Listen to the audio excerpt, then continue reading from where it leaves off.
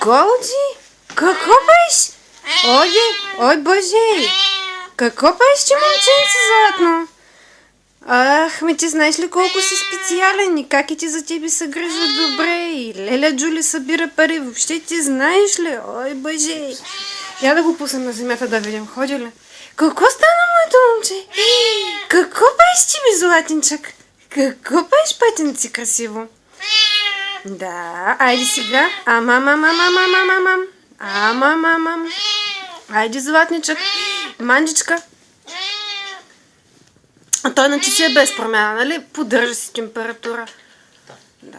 Ой, монджорно.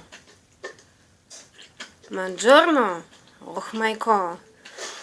Но направо с нощта не съм справила да мисля за това животно. Защо обаче не координиране, да. И си мисля, боже, аз това същество го видях. А колко ли още има като него, които са така Те просто умират. Аз не знам, той може би затова е бил кожа и кости. Той не може сам да се храни. Вкусно ли е?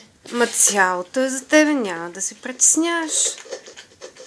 Ах, малко момче златно хубаво. Абсолютно не е нормално. Да, не. Като пили. Да. Не, защото сега. Аз имам котки, това не е първото спасяване по котенци. Виждаме, че нещата са не такива, каквито трябва да бъдат.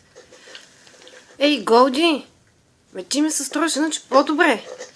Това, което е по-добре, е, че не прави съвсем така забиване. Да. Са къде е храната. Защото докато го храних вътре в клетката. Да. Значително по-малко това въртение наляво-надясно. Една идея. Една идея. Колкото толкова. Обикновено към обяд поставяме лекарствата. Да.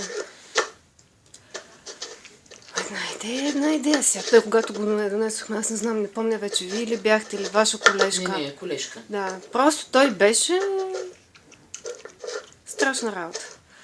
Ай, човече, ти ни прияди ли вече? Не, постоянно е гладно. Постоянно е гладно. Давам постоянно шеде.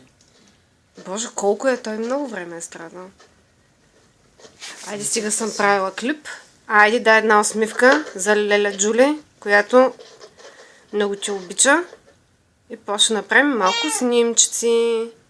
Айде малко повърви, колкото можеш. Айде пак на купичката, пипенци.